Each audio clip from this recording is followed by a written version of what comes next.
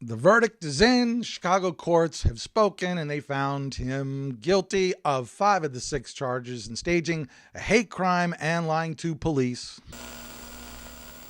I want to remind you guys to please subscribe to the channel if you like this video. And if you're on YouTube, ring the subscription bell so that you can get more in the future. And just subscribe on whatever platform that you're watching this video on. Now, I'm just got to ask you guys, are you sick and tired of hearing about Jussie Smollett? Okay, I can tell you Jussie isn't tired of it. Okay, this is great. Okay, recapping the story a little bit, he claimed that he was attacked by 2 men who were in Trump hats. It was like 2-3 o'clock in the morning on Chicago streets in the snow, who recognized him, of course, because he is so famous and popular, and called him racial slurs and homophobic slurs and all of that, and then proceeded to beat him, okay, badly enough to where they would actually leave a little scratch on his cheek here. And then they poured bleach all over him because that's how abusive they were. And then they put a noose around his neck because, of course, we carry bleach and nooses around at 2 and 3 o'clock in the morning, just looking for someone like Jussie Smollett, okay?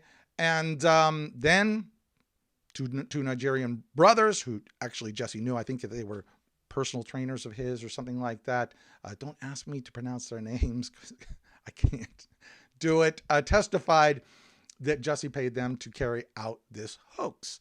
And there was tons of damning evidence. There was security footage, security video footage, receipts, text messages, were just in a ridiculous narrative.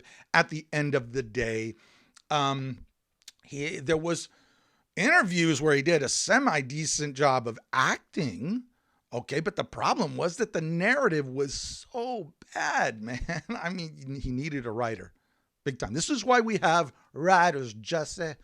But either way, the left-wing media just drooled over it. They ate it up. They stoked real violence from this story and tied up over 3,000 hours of investigative work from the police, the Chicago police.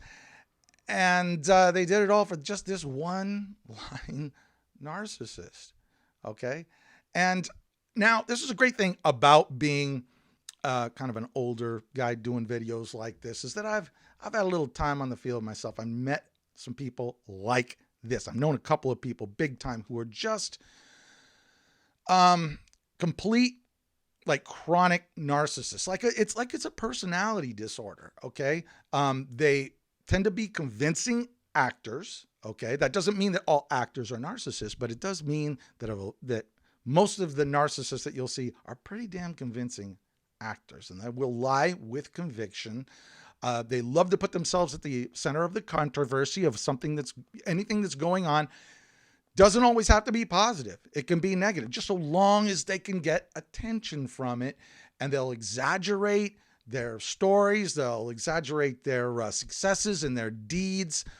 If you question them in any way, okay, they'll gaslight you, and they'll come back with hardcore criticisms, and with kind of like mentally abusive statements. And they can be physically abusive too, but mostly it's mental abuse. Okay.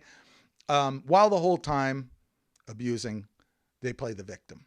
Okay. And they never, ever, this tends to be just one of their tactics, admit guilt.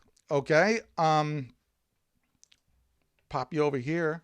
This is a nice little example of, I just found this where I said, man, this is just perfect. This is perfect. He says, it's not necessary that you don't believe that this is the truth. You don't even want to see the truth. See, this is a textbook gaslighting statement saying, it's not necessary that you don't believe that this is the truth. See, automatically absolving himself of having to carry the burden of proof that he's telling the truth. Okay. That's not his problem. No. The problem is you. You don't even want to see the truth. You are the problem. He is the victim here with that statement, all in one statement. I love it. That's absolutely perfect. Okay.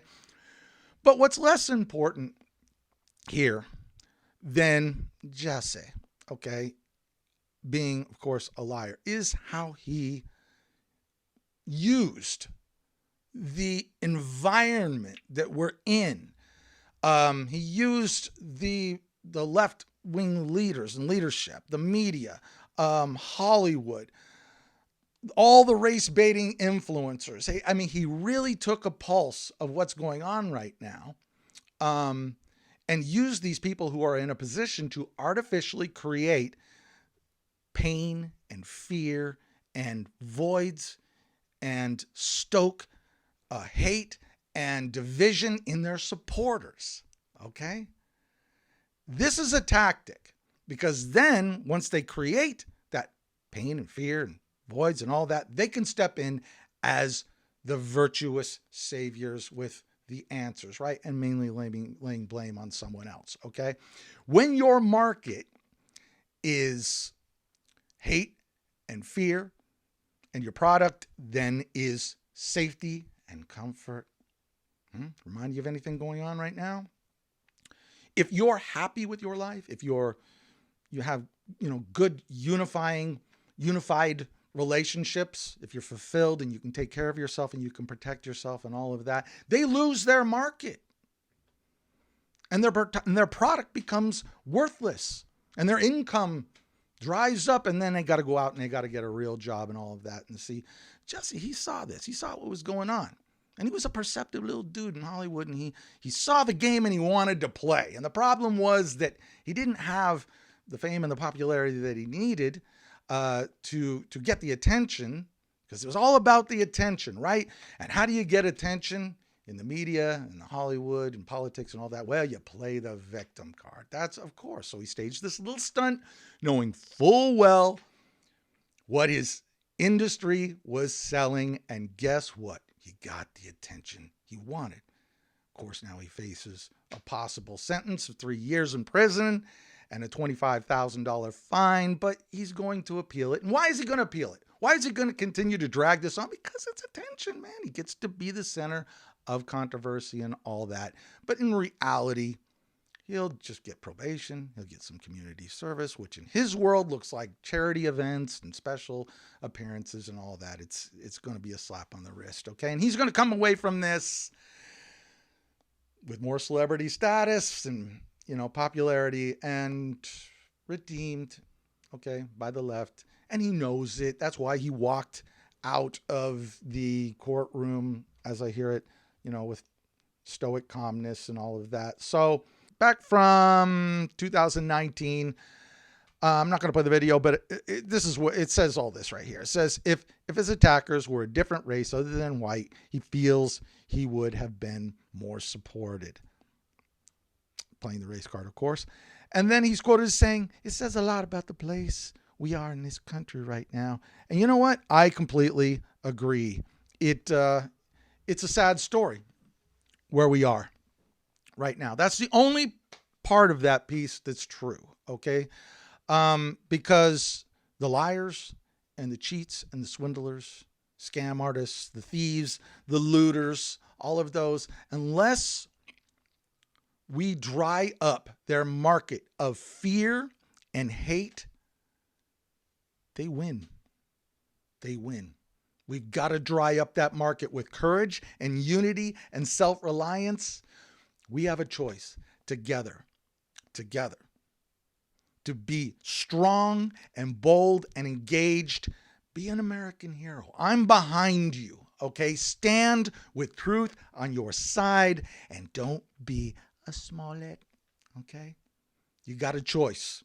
You got a choice. What are you going to do? Follow me on Facebook, Patreon.